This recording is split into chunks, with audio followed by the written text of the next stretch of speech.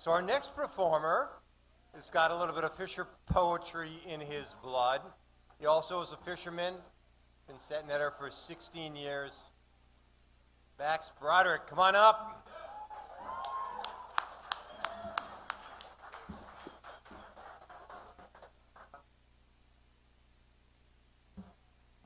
How's everybody doing tonight?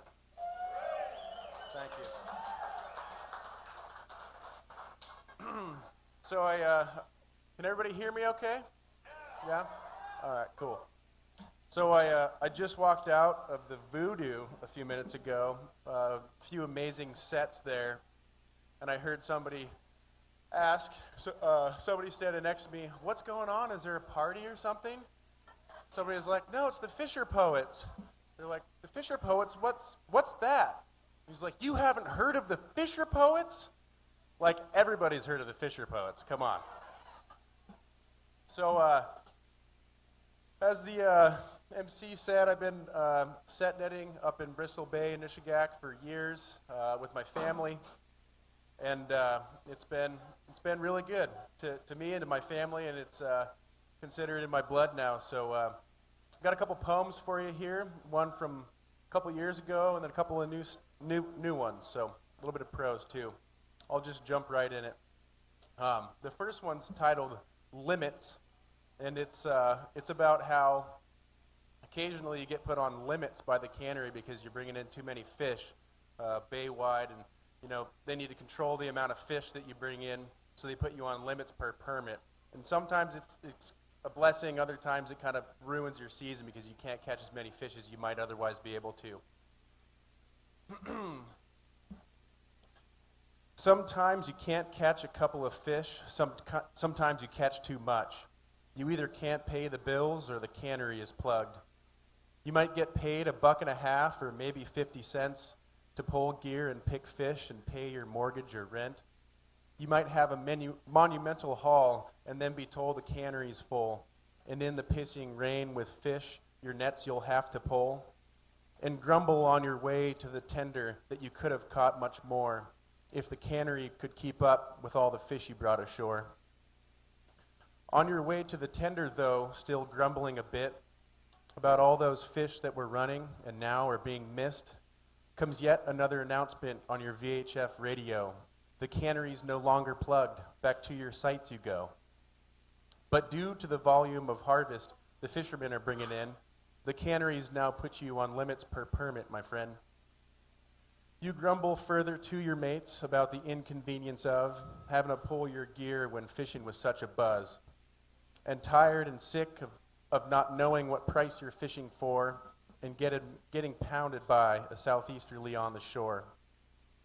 But as soon as you catch your limit, you know that you can go in, so you stop bitching about the unfortunate and you set your nets again. Pulling and picking your nets clean and plowing to the tender was a pain in the ass, and by the time you get them back in the water, the smoking hot fishing has passed. There's still a relatively steady trickle of fish until just high slack. Then boom, the fish train's there, and you're trying to get your nets back from out of the churning water, where if you catch too many, you charitably donate fish to the company that's paying you pennies per pound for wild Alaskan sockeye sustainably harvested from Bristol Bay by fishers like me and you who are grinding for our pay. We pull the nets while they light up as we think we are past our allotted limit. Knowing there's only a few pushes like this per year, we grumble, God damn it, to know that we are letting by a large portion of the salmon peak and have nowhere to sell our fish during the salmon run streak. Our method of not going over our limit, our method of prevention, is not born of efficiency, is not one of pure invention. We horse the net in as quick as we can, all in an unorganized pile, and going back through to get the fish out takes a damn good while. So you sit on the pick, sifting through tangles of fish with a bit of a hole in your chest, because under your keel are swarms of fish and you're sitting on top of your nets. But woe is us as we head once again toward the tender while cleaning our gear. With a boatload of fish, shackles, line, and anchors, halfway to the tender we hear a crackle on the radio. Could it be Channel 80? The cannery? Our masters? Our limits increased once again, 500 pounds per permit. Hooray, those bastards. A whimper of exasperation or desperation creeps out of one of us. So we turn around, plow to that muddy spot where we'll sift this evening's flood. And though we really appreciate the attempt by our buyer to allow us to catch what we can within their capacity, we're mired. We pulled our nets twice already during a really strong push, and now need to set them again on the muddy banks of the Noosh to reach our wavering and apparently unattainable limit of fish. When it's thick, they're plugged, and we're in it. Thank you.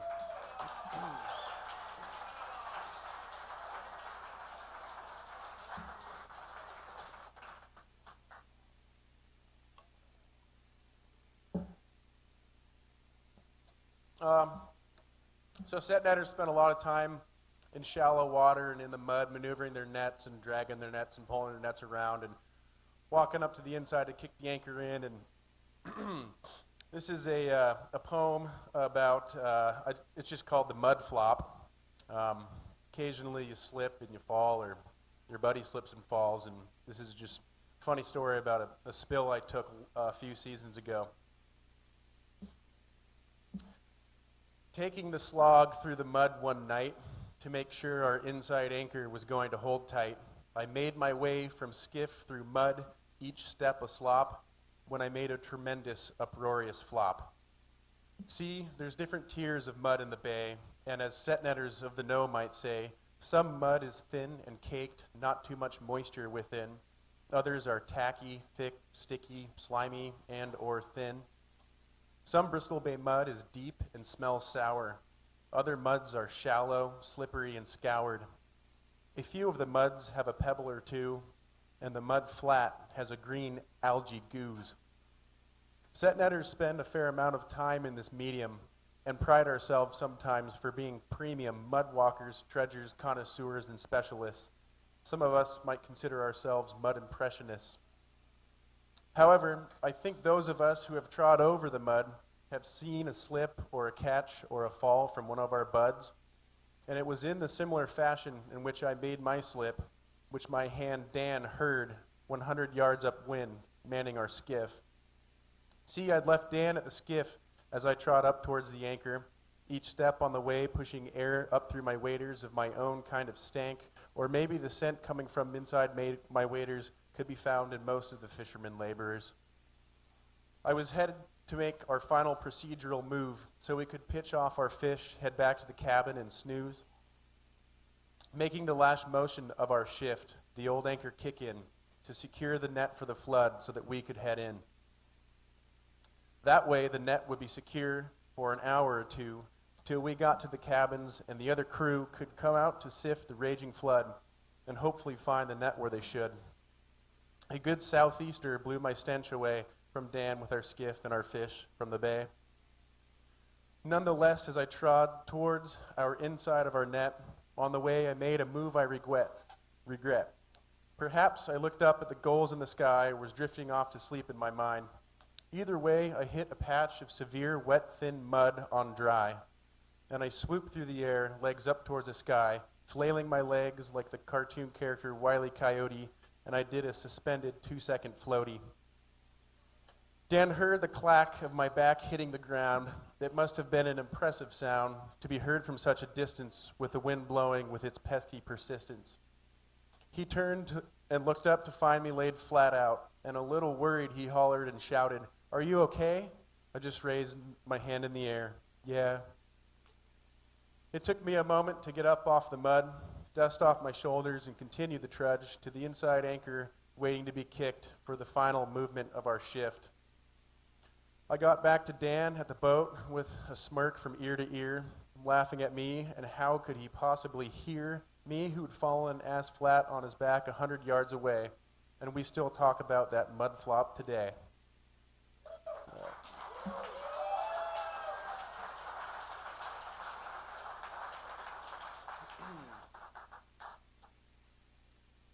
This is kind of just a story about sport fishing.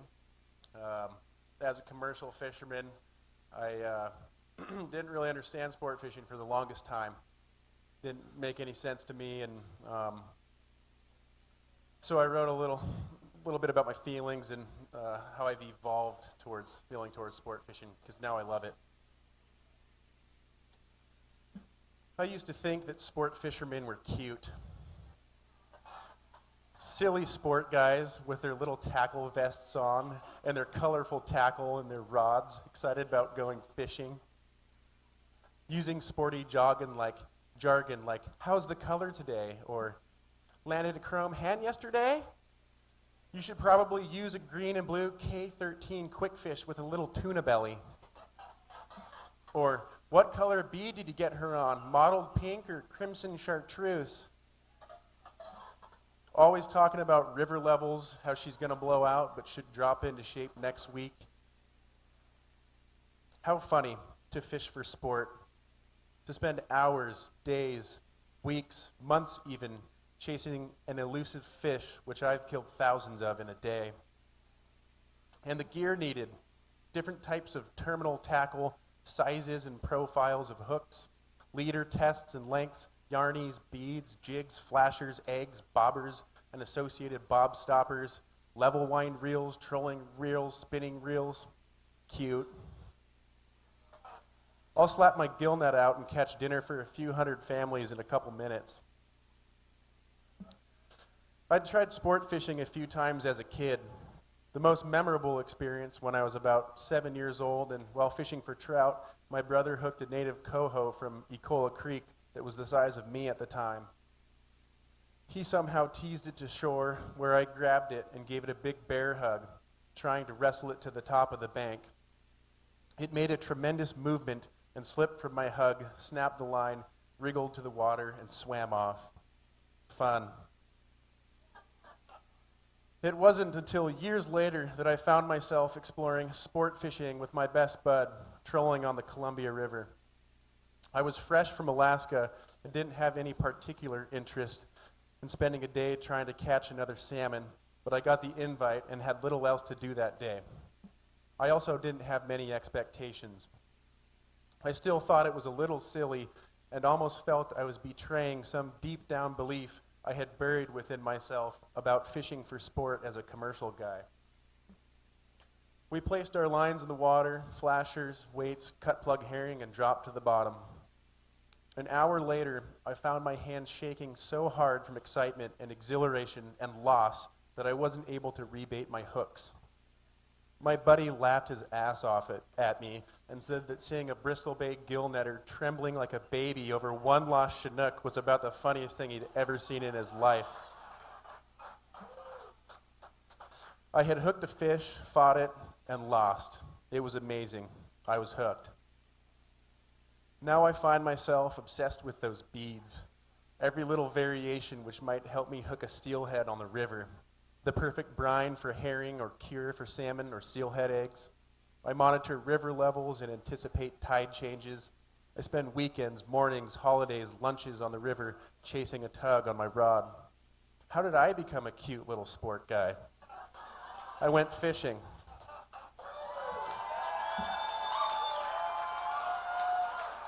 Am I doing on time? Yeah.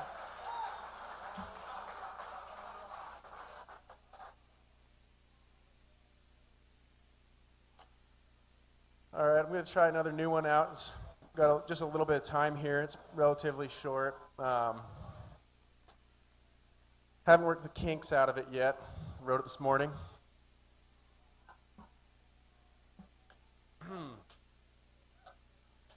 It's called the first opener in bad weather, and somehow, inevitably, every year, the first opener of the season tends to be in just some terrible weather, and we're all rusty, and we all try to go out there and fish, and we just get beat up. Here it goes. Fish and Game determines when the right time to fish is based on salmon escapement, and tends to give us our first fishing period during a time most folks would be in their basements. We'd get the news of an opener tomorrow at 1 o'clock in the morning, coupled with a stiff 40 knots southeast forecast, gave us a feeling of forlorn. We're a little rusty because we haven't done this routine in 330 days. And of course, like clockwork, the southeasterly's on its way. We can't miss an opener, though. A single one might make your year. And that's why even though there's a gale, we ready and pull on our gear. A minus tide to a 22-footer is what we're going to sift. So we navigate the channels across the bay in our aluminum skiffs. We know very well how this is likely to unfold, with us scrambling to get her set, hoping that our anchors will hold. And somehow, despite the challenges we face, we managed to get her set just so, right in place.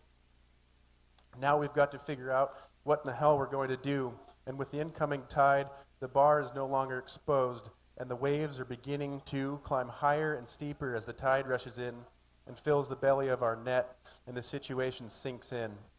It's too rough to roll and too shallow to get in to tow, and our anchors are holding despite the heavy toll of the rushing tides and howling winds, so we idle around, scratching our chins. Although the fish are running strong, it's not safe to stick it out, so we have to get our gear out of the water. But how? The only real option is to throw an anchor line and have the wind swing us around, so that a hand can jump off in the shallows where he can touch ground. We maneuver our 24-foot aluminum can just so. We let off a man who trips the inside anchor line, and as the net begins to flow with the tide, we pick up our man and we start to go, pounding through the washers looking for our inside trip so we can pick up our net and get out of this nasty shit. We managed to bring the net and a couple of green ones on board before we begin bailing and headed home once more. A once-a-year experience for Nishigeck set netters is the season's first period, and if it's nasty, we give it an attempt, head back to the cabins, tired and delirious.